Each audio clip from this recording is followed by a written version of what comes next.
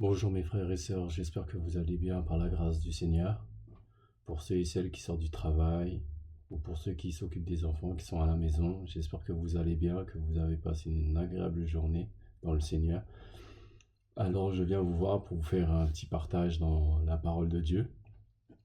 Et je voudrais aborder un thème avec vous, le rôle du protecteur en tant qu'enfant de Dieu. Le rôle du protecteur en tant qu'enfant de Dieu. Alors, pourquoi je voudrais partager ce moment avec vous?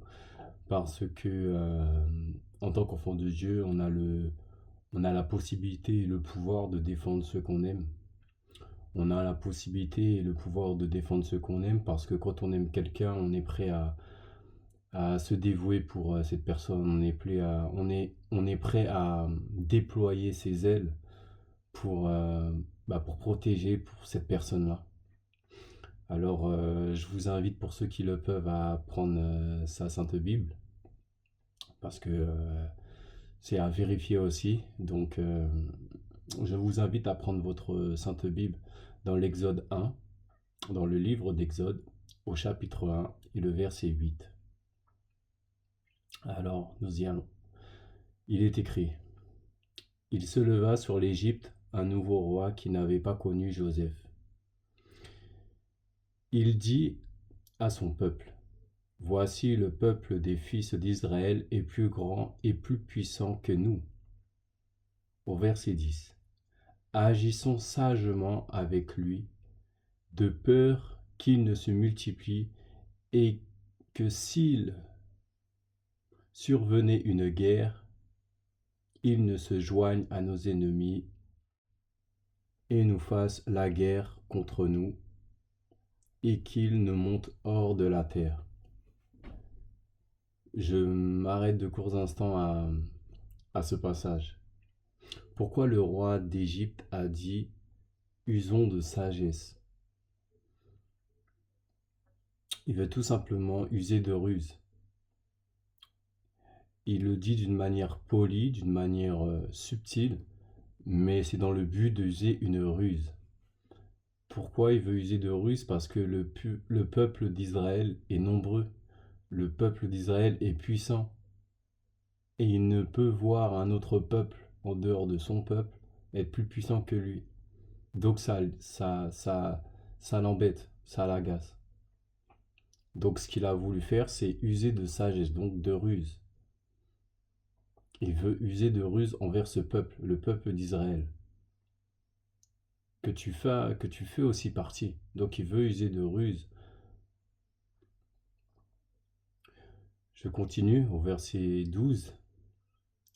Ils s'établirent sur le peuple des chefs de travaux forcés, afin d'affliger par de travaux forcés. C'est ainsi qu'il bâtit pour Pharaon des villes d'entrepôt, Pithom et Ramsès.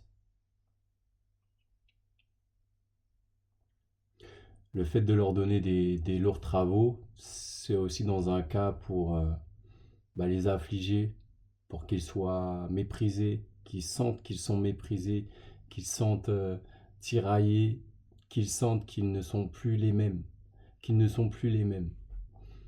Et aussi dans un but de faire oublier qui ils sont, leur état de départ et leur futur, et leur état précédent, si vous voulez, leur état suivant. Et cela veut nous dire que ce peuple est agacé, de voir le peuple d'Israël parce qu'il est nombreux, il est puissant, il est plus fort, plus robuste, plus confiant. Et le roi d'Égypte ne veut pas cela en fait. Son but c'est de les emmener en captivité par de lourds travaux, par de lourds travaux. Donc peut-être que vous dans votre vie, vous vivez des situations qui sont du quotidien, comme les tâches ménagères, aller au boulot, travailler avec des collègues.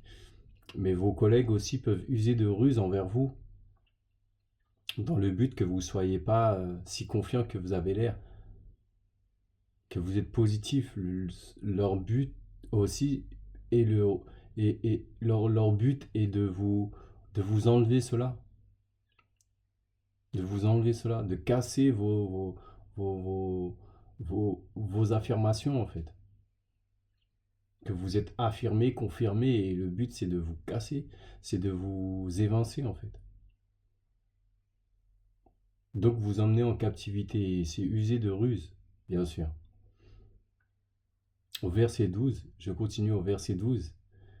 Mais il les affligeait plus, mais plus il les affligeait, plus ils se multipliaient et croissaient en toute abondance. C'est pourquoi ils avaient une aversion en face des fils d'Israël. Donc plus on leur faisait la guerre, plus on les méprisait, plus ils se multipliaient, ils se multipliaient, ils se multipliaient. Et, et le roi d'Égypte, en voyant ça, ça les énervait, ça l'insupportait. Ça l'insupportait. Donc il usait toutes sortes de ruses pour asservir ce peuple, qui est le peuple d'Israël. Peut-être vous. Le but c'est de vous évincer, le but c'est d'éteindre c'est d'éteindre cette flamme que vous avez, cette lumière que vous avez, que vous portez pour Dieu, que vous portez pour Jésus, même au sein de votre famille. C'est que vous n'ayez pas ce feu, ce dévouement, cette puissance que vous avez. Eh bien, le roi d'Égypte veut enlever cela par vous donner des travaux forcés. Des travaux forcés. Il veut vous forcer à faire quelque chose contre votre propre plein gré.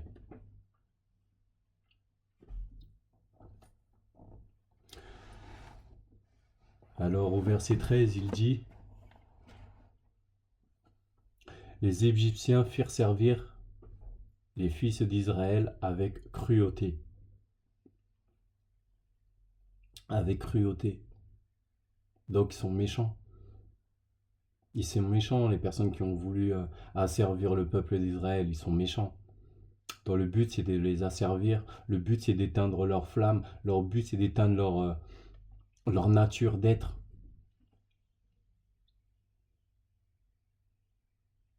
Au verset 14, ils leur rendirent la vie amère par de rudes travaux en argile, en briques, et par tous les ouvrages des champs. C'était avec cruauté qu'il leur imposait toutes ces charges. Le roi d'Égypte parla ainsi aux sages-femmes des Hébreux, nommées l'une Shifra et l'autre Pua. L'autre Pua.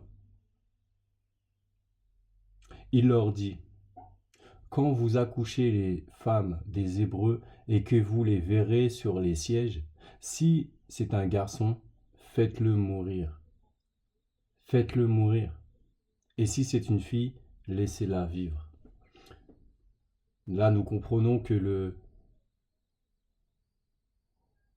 roi d'Égypte, à force d'agir avec le roi d'Égypte, à force d'agir avec le peuple d'Israël avec cruauté, ben, il se multipliait. Donc il avait compris que le peuple se multipliait, plus il agissait avec cruauté, plus il essayait de les manipuler, de leur donner des lourdes tâches, de lourds travaux, et ben il se multipliait. Il se multipliait. Et ça dérangeait le roi d'Égypte. Comment se fait-il que je te fais du mal, mais tu te multiplies? Tu as des enfants. Or que normalement, tu n'es pas censé pousser à aimer ta femme, tu n'es pas censé à aimer ton mari. Lui, ce qu'il veut, c'est que dans leur être intérieur, c'est qu'il n'y ait plus cette puissance, ce dévouement, ce peuple si audacieux, et audacieux que tu l'es. Et ce but, c'est de te voir en fait pleurer, c'est le fait de te voir sur le pas de la porte comme ça et être triste. C'est que dans ta condition, c'est que tu sois abasourdi, tu sois affaibli. C'est le but, c'était le but. Ce cœur a été révélé, le roi d'Égypte a révélé son cœur. Il a dit qu'il voulait agir avec sagesse, mais en fait c'était avec ruse, dans le but que le peuple d'Israël ne se multiplie pas, qu'il n'ait pas confiance en lui, qui n'ait pas confiance en son Dieu.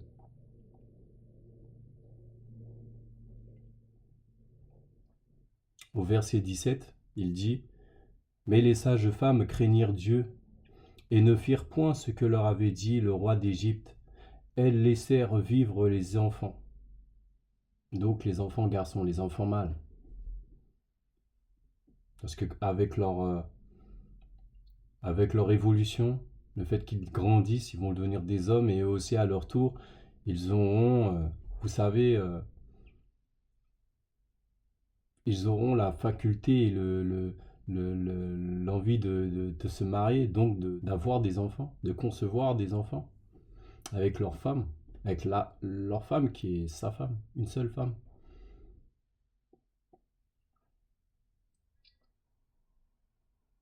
Le roi d'Égypte appela les sages-femmes et leur dit, pourquoi avez-vous agi ainsi? Pourquoi avez-vous agi ainsi? Pourquoi avez-vous agi ainsi et avez-vous laissé vivre les enfants?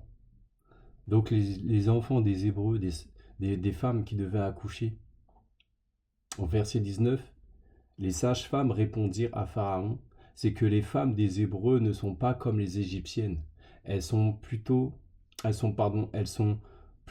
vigoureuses. Elles accouchent avant l'arrivée des sages-femmes. Donc les sages-femmes avaient la crainte de Dieu, donc elles n'ont pas dit la vérité à leur roi, bien qu'il est le roi d'Égypte. Et ben, elles ont eu la crainte de Dieu, elles ont préféré obéir à Dieu que obéir à l'homme. En tout cas, à cet homme qui est le roi d'Égypte. Parce que le roi d'Égypte ne concevait pas, ne supportait pas que le peuple d'Israël soit plus nombreux et qu'il soit autre que, que l'aversion que le roi d'Égypte a envers les enfants d'Israël et qui se multiplient. Mais les sages-femmes avaient la crainte de Dieu, donc elles avaient aussi de la compassion envers les femmes des Hébreux. Elles ne voulaient pas que leur enfant meure. Elles aussi, elles protégeaient. Elles avaient le rôle de protéger. De protéger.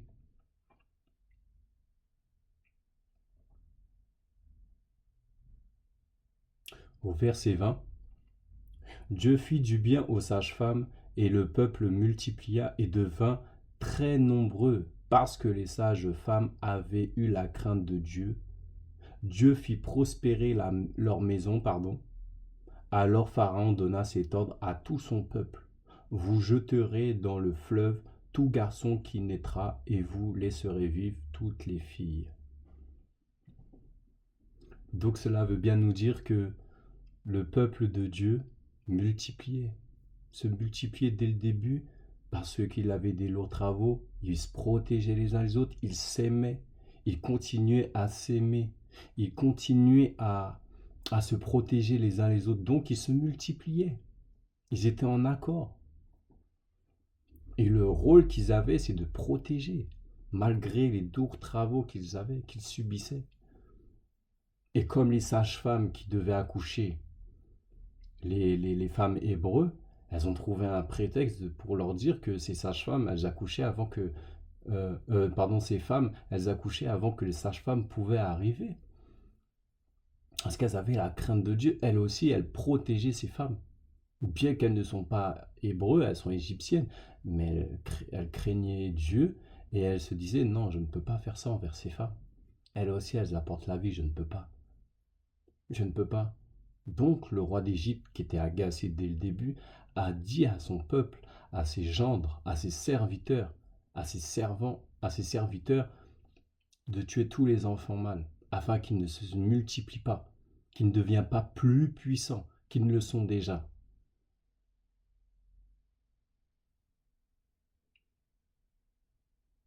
Leur rôle, le rôle de protéger, le rôle de protéger.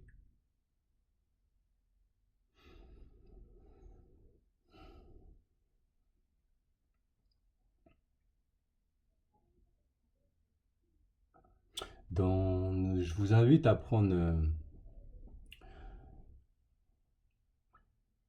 à rester dans le livre d'Exode, au chapitre 2 et le verset 1. Il est dit ceci. Un homme de la maison de Lévi avait pris une femme et devint enceinte. Elle enfanta un fils. Elle vit qu'il était beau et elle le cacha pendant 3 mois. Je m'arrête, à ce court instant. Pourquoi? Parce que il dit, la femme qui a enfanté l'enfant, il dit, elle vit qu'il était beau, donc elle le cacha pendant 3 mois. Vu que c'était la période où tous les enfants devaient mourir, elle a vu qu'il était beau, il était spécial. Mais de quelle beauté il s'agit? Là, je pense que ce n'est pas une beauté physique, une apparence. Là, je pense que c'est une beauté intérieure, une beauté intérieure, une beauté, mais qui surpasse la beauté physique, qui dépasse l'apparence. Et comme ces personnes, les serviteurs du roi d'Égypte, devaient rentrer dans les maisons et tuer tous les enfants qui pouvaient naître, eh ben, elle voulait le cacher, elle le cacha pendant 3 mois. Donc, elle a préparé quelque chose.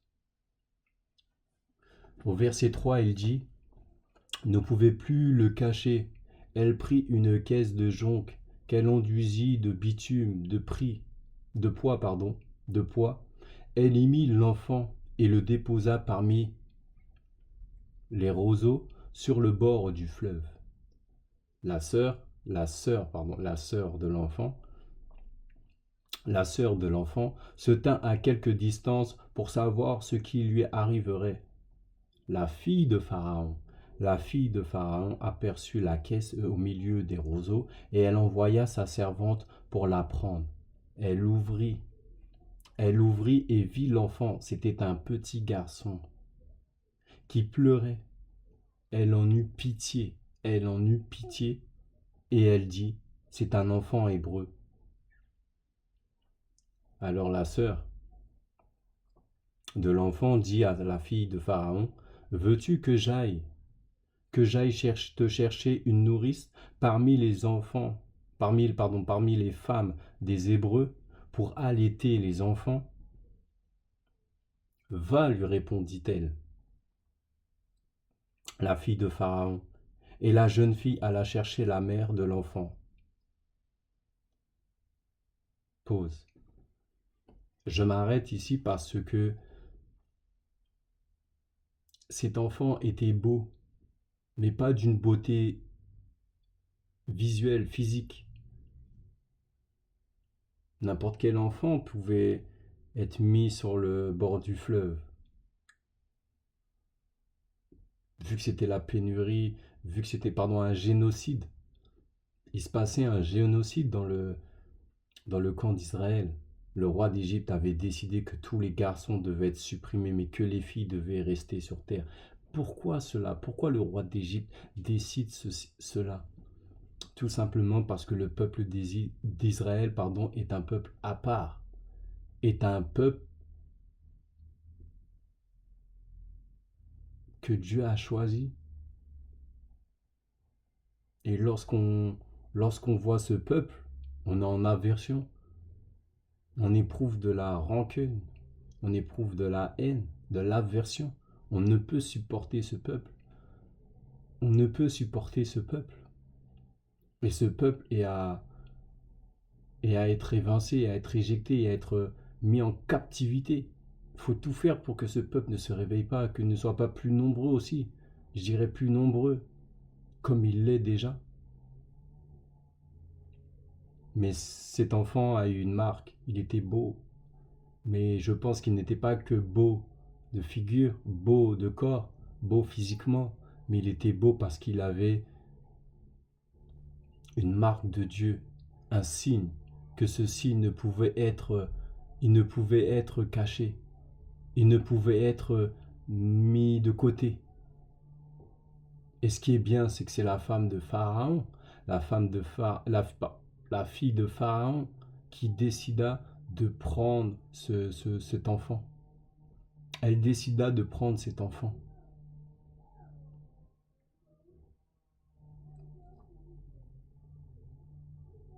Au verset 8, va, lui répondit la fille de Pharaon, et la jeune fille alla chercher la mère de l'enfant. Au verset 9, la fille de Pharaon lui dit, emporte cet enfant et allaite-le-moi, je te donnerai ton salaire.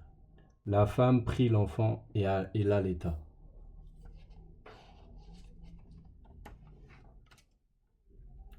Au verset 10, quand il eut grandi, elle amena à la fille de Pharaon, et il fut pour elle comme un fils. Elle lui donna le nom de Moïse, car, dit-elle, je l'ai tiré des eaux. Vu qu'elle a été prise du fleuve, l'enfant a été pris du fleuve, c'est la fille de Pharaon qui vit l'enfant, elle a eu de compassion pour lui. Mais comme l'enfant était beau, il devait avoir un signe sur lui, elle décida de le prendre et d'en faire un fils, comme si elle l'avait conçu. Elle lui donna le nom de Moïse parce que ça voulait dire pour elle que elle l'a sauvé des eaux, cet enfant. C'est pas un enfant qu'elle a conçu comme ça, mais c'est un enfant qui a été sauvé du fleuve, des eaux.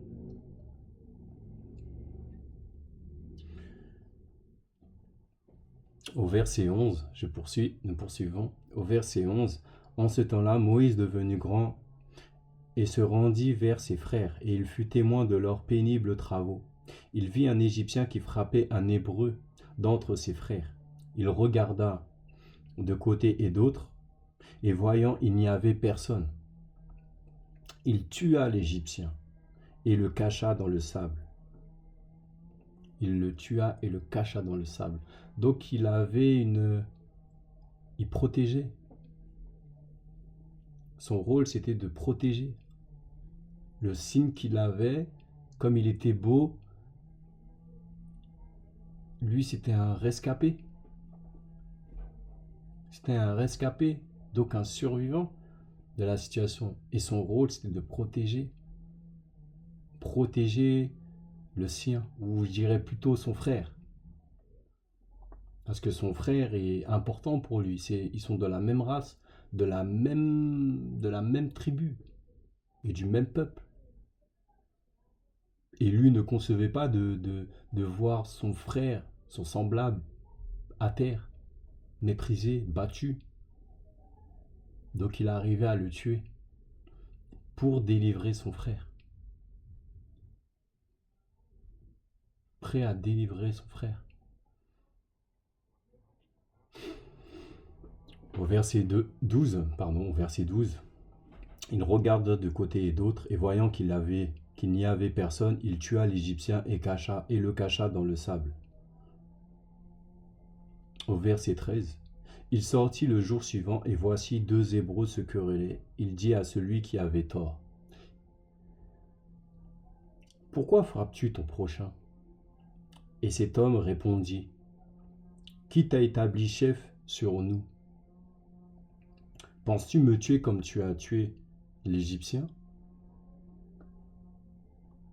Moïse eut peur et dit, « Certainement, l'affaire fut connue. Pharaon a appris que c'était ce qui s'était passé. Il cherchait à faire mourir Moïse. Moïse s'enfuit devant Pharaon. Il se retira dans le pays de Madian, où il s'arrêta près d'un puits. Au verset 17, le sacrificateur de Madian avait 7 filles. Elles vinrent puiser de l'eau, elles remplirent les jauges pour abreuver le troupeau de leur père. Les bergers arrivèrent et les chassèrent. Ils chassèrent les filles qui avaient aussi des troupeaux. Alors Moïse se leva, prit leur défense et fit boire leurs troupeaux. Quand elles furent de retour auprès de Ruel, leur père, il dit, « Pourquoi revenez-vous si tôt aujourd'hui ?» Elles répondirent, « Un Égyptien nous a délivrés de la main des bergers, et même il nous a puisé de l'eau et a fait boire le troupeau. Donc Moïse avait le rôle aussi d'un berger, même s'il a abreuvé le troupeau, mais il avait le rôle d'un berger, il se souciait de son peuple. Et quand il a vu les filles de Ruel, le principal sacrificateur qui venait pour abreuver le troupeau, mais malgré ça, d'autres bergers les a, les a, les a querellés, les a chassés. Donc Moïse s'est levé pour les sauver, pour les défendre. Et quand leur fille est rentrée de bonne heure, parce qu'un troupeau, c'est pas membre, hein, il y a beaucoup de personnes. Et Moïse a défendu ces personnes-là. Et en plus, a abreuvé ces troupeaux. Donc il avait un signe, il avait un rôle de protection, de protecteur. Est-ce que tu es protecteur, mon frère? Est-ce que tu es protectrice, ma sœur? Est-ce que tu es une protectrice, ma sœur? Est-ce que tu aimes ta famille? Est-ce que tu aimes tes enfants? Est-ce que tu aimes ton compagnon, si tu en as un? En tout cas, est-ce que tu aimes ce que tu as, ce que Dieu t'a confié? Est-ce que tu aimes? Est-ce que tu es prêt à défendre? Est-ce que tu es prêt à les défendre? Est-ce que tu es prêt à les défendre? Pour la cause de Jésus, pour la gloire de Jésus, est-ce que tu veux défendre comme Moïse a défendu le troupeau, malgré qu'il pouvait passer et les laisser agir, mais est-ce que tu veux aimer comme eux, prendre la défense de ton frère? Parce que la parole qui me vient, c'est que Jésus a dit, aimez-vous les uns les autres comme Jésus-Christ a aimé l'Église, son Église. Donc, est-ce que tu aimes ton frère? Est-ce que tu aimes ta sœur? Est-ce que tu aimes ta femme? Est-ce que tu aimes ton mari? Est-ce que tu aimes Jésus? Comme Jésus t'aime, il te défend. Le rôle.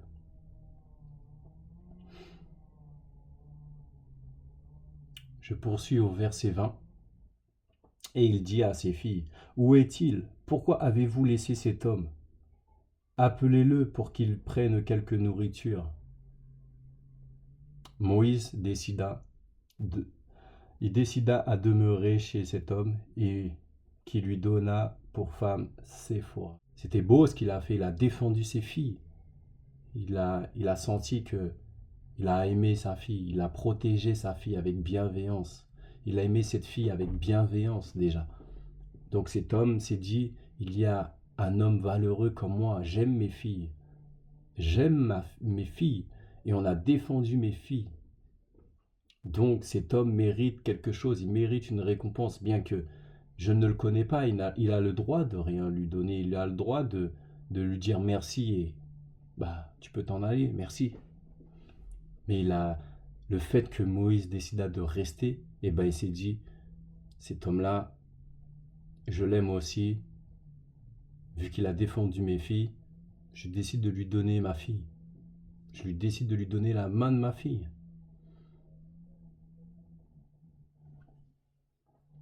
Le rôle de défendre. Au verset 22, elle enfanta un fils qu'il appela du nom de Gershom, car dit-il, j'habite dans un pays étranger. Au verset 23, longtemps après le roi d'Égypte mourut, les enfants d'Israël gémissaient encore sous la servitude et poussaient des cris. Les cris que leur arrachait la servitude montèrent jusqu'à Dieu. Ça montèrent jusqu'à Dieu. Dieu entendit leurs gémissements et ils se souvinrent de l'alliance avec Abraham, Isaac, Jacob. Dieu regarda les enfants d'Israël et il en eut compassion lui aussi. Il eut compassion. Il ne put rester insensible. Donc, Dieu a eu compassion. Donc, la compassion nous montre que nous avons le sentiment de vouloir protéger. de protéger, de protéger.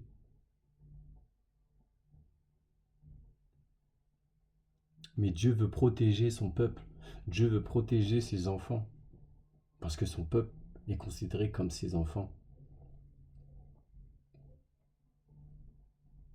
Nous allons poursuivre encore dans Exode chapitre 3 et le verset 1. Moïse faisait paître le troupeau de Jéthro, son beau-père, sacrificateur de Madian.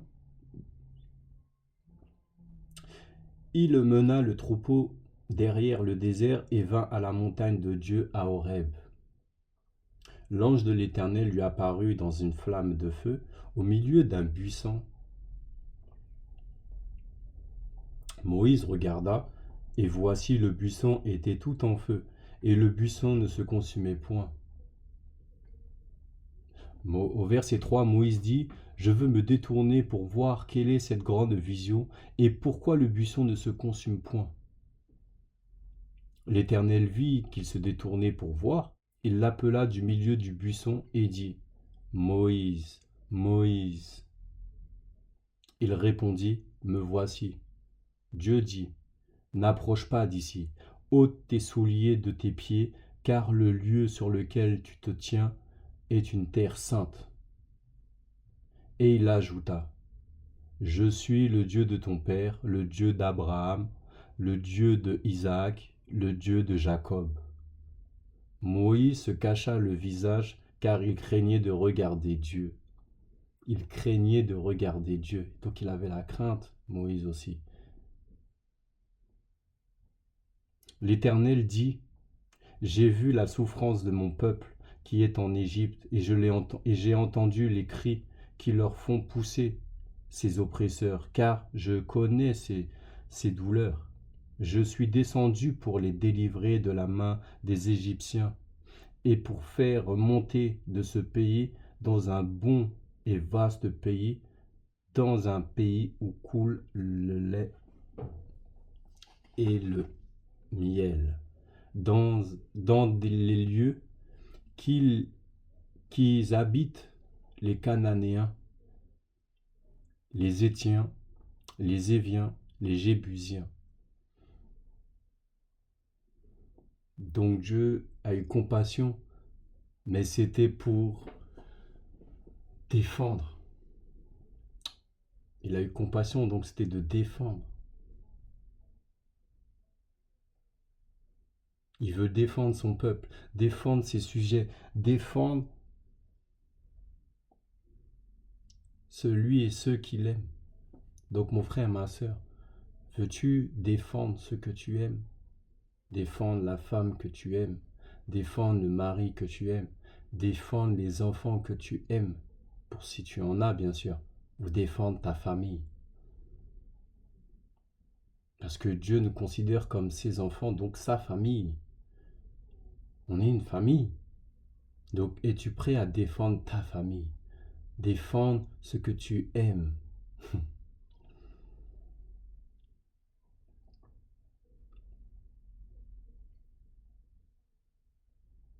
Je poursuis. Voici les cris d'Israël sont venus jusqu'à moi, et j'ai vu l'oppression que leur font souffrir les Égyptiens. Au verset 10. Maintenant va, je t'enverrai auprès de Pharaon, et tu feras sortir d'Égypte mon peuple, les enfants d'Israël. Au verset 11, Moïse dit à Dieu, « Qui suis-je pour aller vers Pharaon et pour faire sortir d'Égypte les enfants d'Israël ?» Dieu dit, « Je serai avec toi, mon peuple, les enfants d'Israël. » Au verset 11, Moïse dit à Dieu, « Qui suis-je pour aller vers Pharaon et pour faire sortir d'Égypte les enfants d'Israël ?» Dieu dit, « Je serai avec toi. Je serai avec toi. » Ce sera pour toi un signe. que c'est moi qui t'envoie. Quand tu auras fait sortir d'Égypte le peuple, vous servirez Dieu sur cette montagne. Donc le Seigneur envoie Moïse. Il lui donne une parole formelle. Ce n'est pas n'importe qui parle. C'est Dieu lui-même qui parle à Moïse. Parce que Moïse douta des paroles de Dieu. Il douta des paroles que Dieu lui a données en lui disant « Je serai avec toi ». C'est à ce signe que c'est moi qui t'envoie, dit Dieu. Donc nous ne devons pas douter aussi. Nous ne devons pas douter, parce que c'est Dieu qui t'envoie, ce n'est personne d'autre.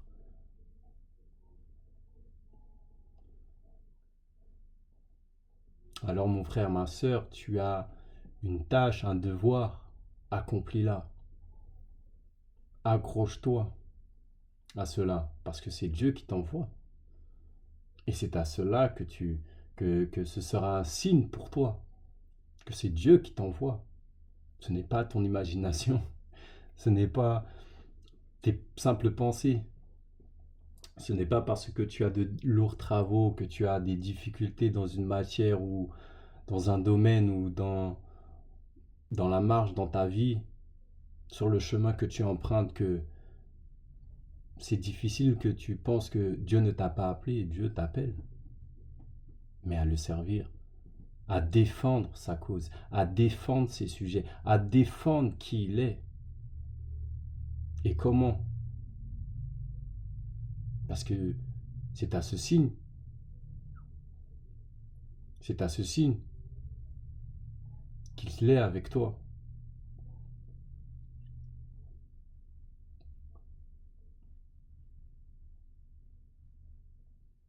Exode chapitre 4, nous allons dans le livre d'Exode chapitre 4 et le verset 19. L'Éternel dit à Moïse en Madian, « Va, retourne en Égypte, car tous ceux qui ont voulu à ta vie sont morts. » Les choses sont passées pour Moïse. Les personnes qui le recherchaient, qui en voulaient à sa vie, à son âme, ben ils sont morts. Ils sont pas restés éternels. Donc ils sont morts. Ils sont morts. Et ben Dieu lui dit, pardon, retourne. Retourne en Madian. Retourne voir tes frères. Retourne voir ton peuple, les tiens. Parce que c'est Dieu qui l'envoie. Et pas seulement, c'est à cela qui est reconnu, à ce signe, que c'est Dieu qui l'envoie. Donc Dieu est avec lui. Là, nous allons dans le livre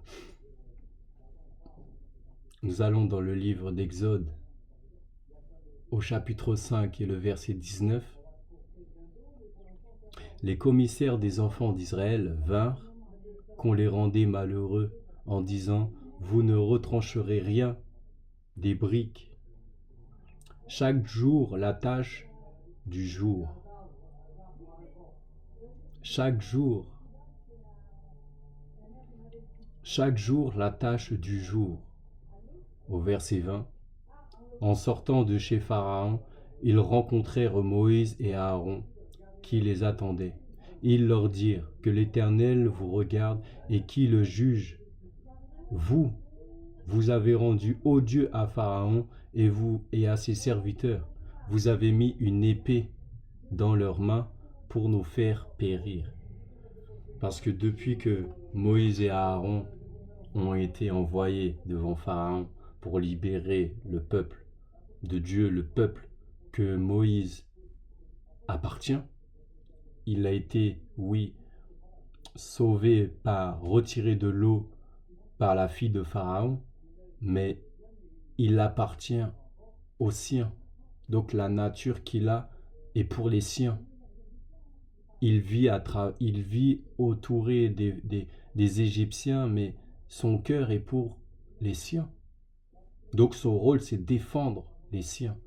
Ton rôle est de défendre les tiens. de ne pas te laisser avoir, de ne pas te laisser manipuler, parce que le roi d'Égypte, le précédent roi d'Égypte, avait usé de sagesse, donc de ruse, mais pour manipuler le peuple qui était en aversion, parce qu'il les prenait pour cible. Donc il se faisait passer pour gentil, mais dans un but de les asservir. Et c'est à cela que nous aussi, nous devons défendre. Nous devons défendre contre toute manipulation. Tu dois défendre contre toute ruse, contre toute manipulation et contre toute chose qui peut t'éloigner de Dieu et aussi qui puisse te faire souffrir. Et dont ta famille, dont ceux que tu aimes. Des collègues de travail, des frères, des sœurs, des cousines, des enfants que tu as, des parents, ta famille, même toi-même aussi. Considère-toi comme quelqu'un de précieux. Tu es une personne très précieuse aux yeux de Christ, aux yeux de Dieu. Ah oui. Alors Dieu a décidé de les libérer, mais par diverses façons, parce que comme le roi d'Égypte est en aversion contre le peuple d'Israël, il ne va pas le laisser partir comme ça. L'Éternel dit à Moïse, alors, excusez-moi, nous allons dans Exode 7 et le chapitre 1. L'Éternel dit à Moïse, vois, je te fais Dieu pour Pharaon et Aaron ton frère sera ton prophète. Donc considère que comme tu as l'Esprit de Dieu aussi en toi, Dieu est en toi. C'est Dieu sur terre. Oui, c'est Dieu sur terre. Oui, tu représentes le caractère de Dieu, de Christ, donc tu es un enfant de Dieu, donc tu es une forme de Dieu sur terre. Mhm. Et le but, comme Dieu fait pour toi, c'est aussi de défendre. Tu dois défendre sa cause, défendre les tiens, défendre ceux qui n'ont pas le pouvoir de se défendre, qui n'ont pas la possibilité de se défendre, qui sont plus faibles que toi. Comme, comme, comme un parapluie contre la pluie, comme une maison contre les tempêtes, le vent et toutes sortes de météos. Tu sois un abri, un refuge. Au verset 2. Toi, tu diras tout ce que je t'ordonne, et Aaron ton frère parlera à Pharaon pour qu'il laisse aller les enfants d'Israël hors de son pays. Au verset 3. Et moi, j'endurcirai le cœur de Pharaon, et je multiplierai mes signes et mes miracles dans le pays d'Égypte. Au verset 4. Pharaon ne vous écoutera point. Je mettrai ma main sur l'Égypte et je ferai sortir du pays d'Égypte mes armes, mon peuple, les enfants d'Israël, par de grands jugements. Les Égyptiens connaîtront que je suis l'Éternel lorsque j'étendrai ma main sur l'Égypte et que je ferai sortir du milieu d'eux les enfants d'Israël. Donc, Dieu ne fait pas les choses pour plaire aux hommes, faire plaisir à l'être humain, mais Dieu va contrecarrer les plans de l'ennemi contre toi. Tu vis des moments difficiles, tu es dans des situations pas simples, mais Dieu veut te protéger. Dieu a de la compassion pour toi. Dieu t'aime, il te considère comme son enfant. Tu as une famille, tu as des enfants aussi, tu as la grâce, le privilège d'avoir des enfants. Protège tes enfants, protège ceux que tu aimes. Au contraire, ne les laisse pas sans protection. Sois un protecteur, mon frère. Sois une protectrice, ma soeur, envers tes enfants, envers ton mari, et toi, mon frère, envers ta femme, envers tes enfants, ou envers tes enfants, maman, ma soeur qui est mère, et toi, mon frère, qui est père. Protège tes enfants, comme Christ te protège, comme Christ a compassion de toi, et encore compassion d'eux. Multiplie-toi, Faites-vous du bien dans le Seigneur. Et pour ceux qui sont célibataires, faites-vous du bien dans le Seigneur. Aimez-vous, protégez-vous, faites attention à vous.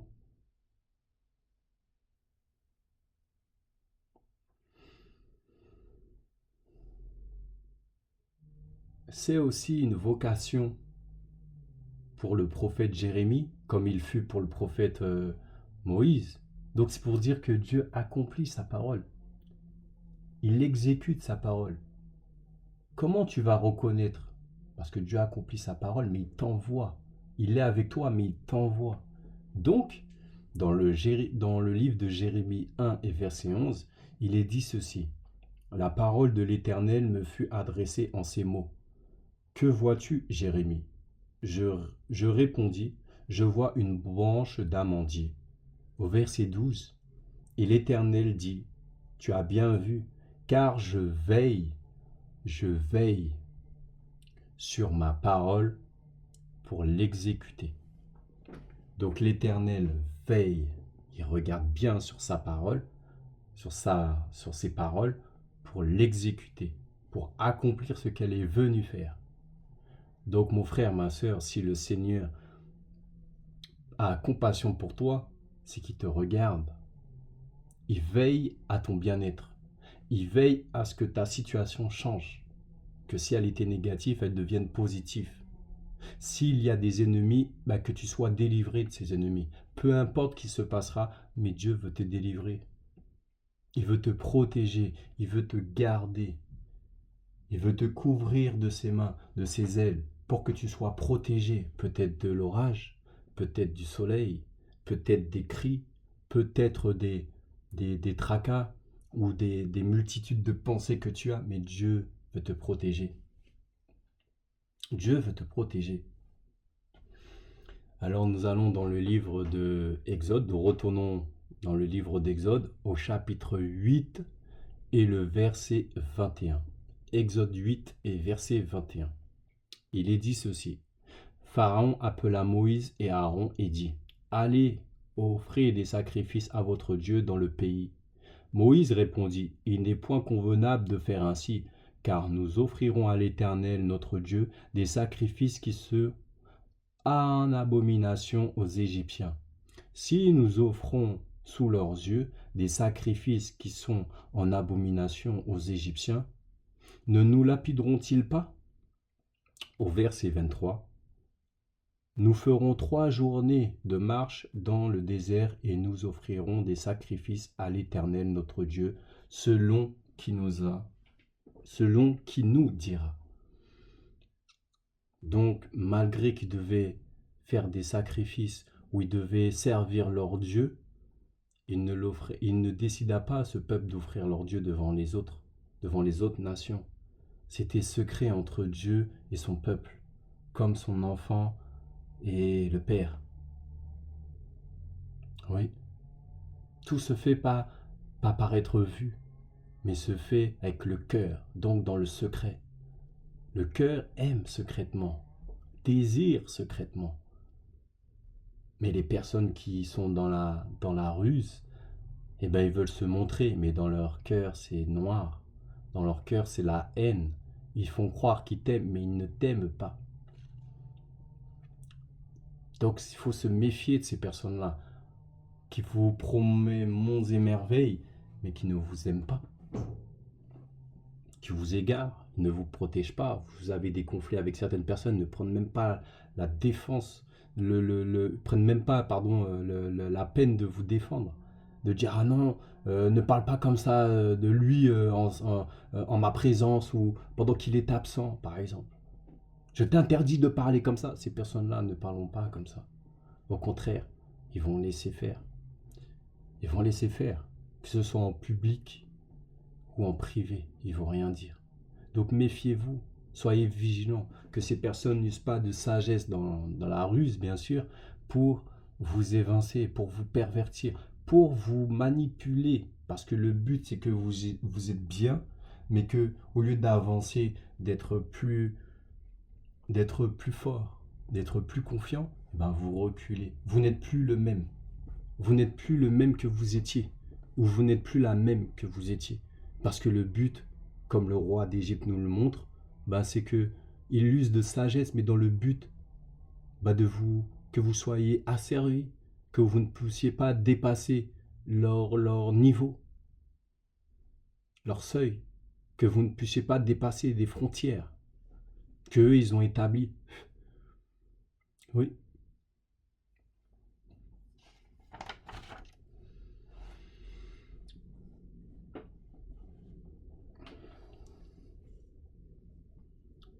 Et comme, et comme, et comme Dieu, comme a été dit dans Jérémie 1 et le verset 11, ben, Dieu a dit, je veille sur ma parole pour l'exécuter. Et ben, il y a une autre personne que Moïse qui eut la même chose.